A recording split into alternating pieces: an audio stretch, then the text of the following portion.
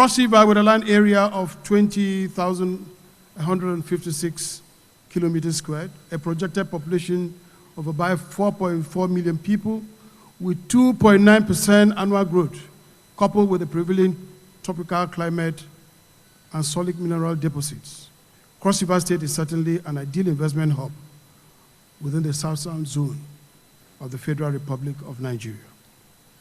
The need to drive meaningful investment into Nigeria's subnationals can only be championed by the public sector, headed, of course, by the government.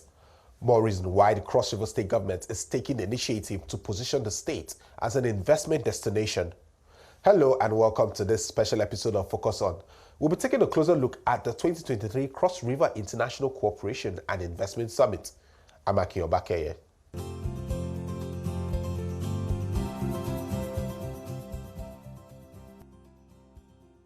Gathered in Calabar, the Cross River State capital, is an ensemble of investors, public and private sector players, and key stakeholders ready to brainstorm on ways to re-energize the state as a hub for businesses in key economic sectors.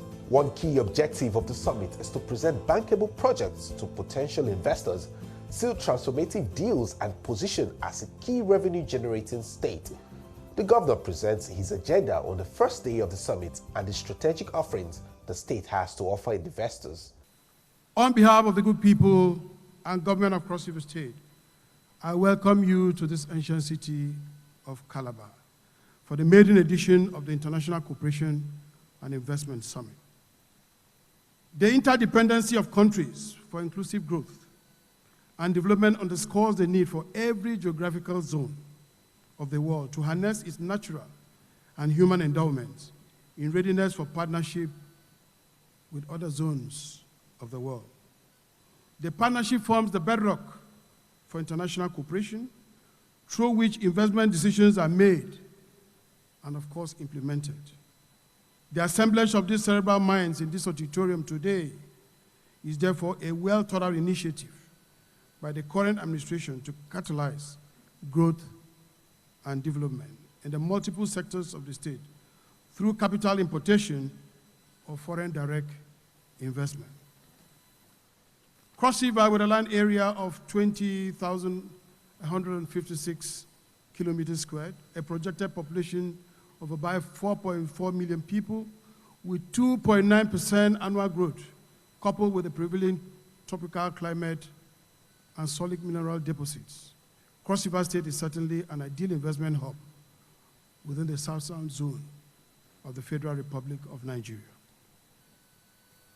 Besides, the state is frontier to Equatorial Guinea, the Cameroons, Sao Tome and Principe. It is also home to the largest free trade zone, Calabar Free Trade Zone in Nigeria. Above this, the near-zero crime rate and the welcoming disposition of the citizenry have greatly enhanced the investment-friendly atmosphere of the state. With these endowments, Cross River State has comparative advantage over other states in the area of agriculture, mining, renewable energy, tourism, transport, etc. With the government's body language showing readiness to foster investment growth, how does the government perceive the feedback from investors? What are the key sectors that remain low-hanging fruits? One of the things to do for any project to be successful is to have a structure in place, a dynamics in place for the end result. So this dynamics and this structure has to take care of how you start, how you move it through, and how you end it. So you need to see the end from the beginning. That way you can see your weaknesses, where you can add one or two other strengths. You will know where the challenges will come from, you know your opportunities, and you know the best man to handle each of the different stages that you get. This is the first stage, which is the ideation stage. This conference is going to necessitate engagement from a lot of other parties. So we're going to sit down as a team.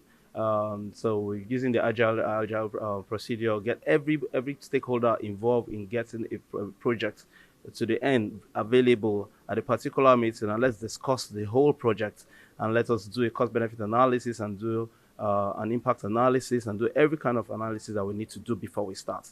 So we are not just hitting the ground with the project because the project we know that it will bring money tomorrow, yeah, but we need to see the other challenges that are within the project, that are not within, that are below the line that we can't even see. This will include the legal framework, it will include the government support and government legislation that needs to be in place for successful implementation.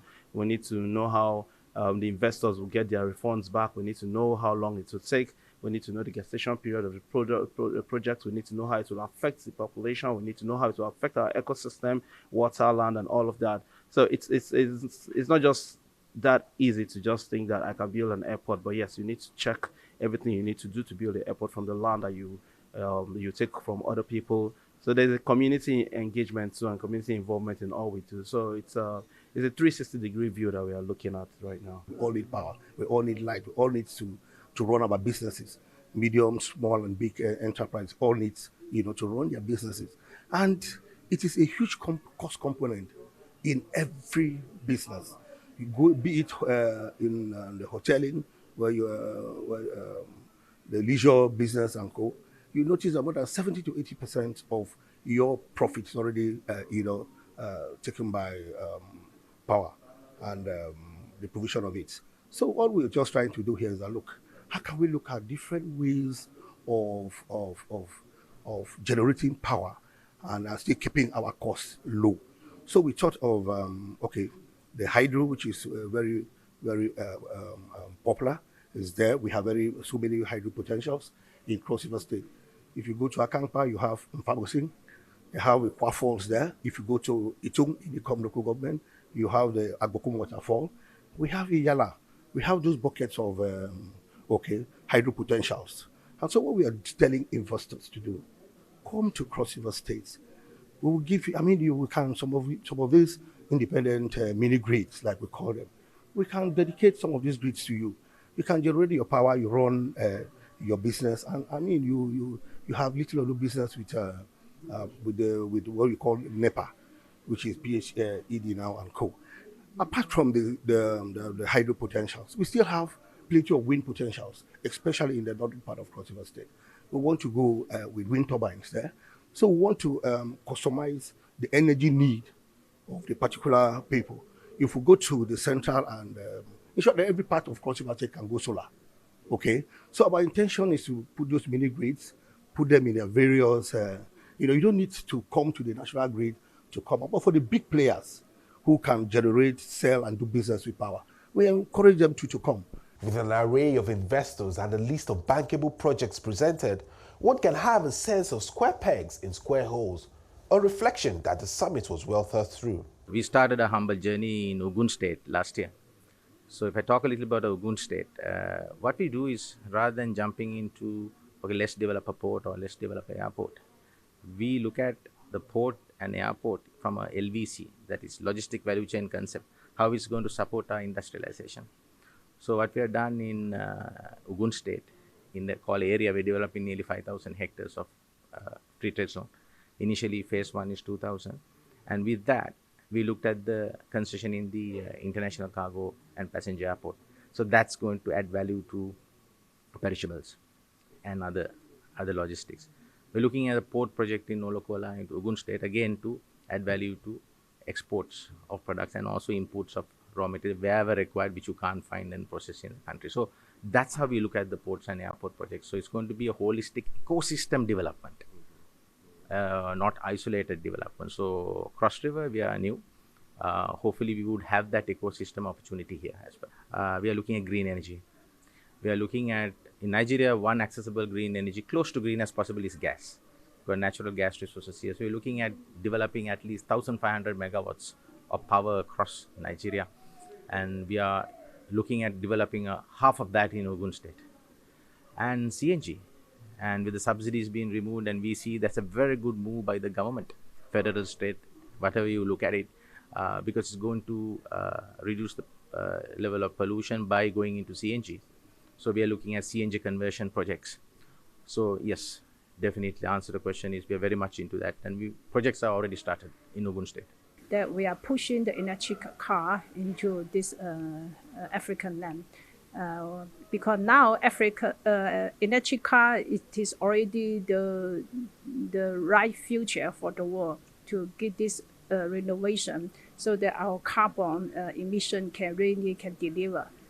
And as a CIG Motor, we already had a successful partnership with Lagos State government to build the GAC motor assembly plant in Lagos. So our electric car project are targeted across the whole country.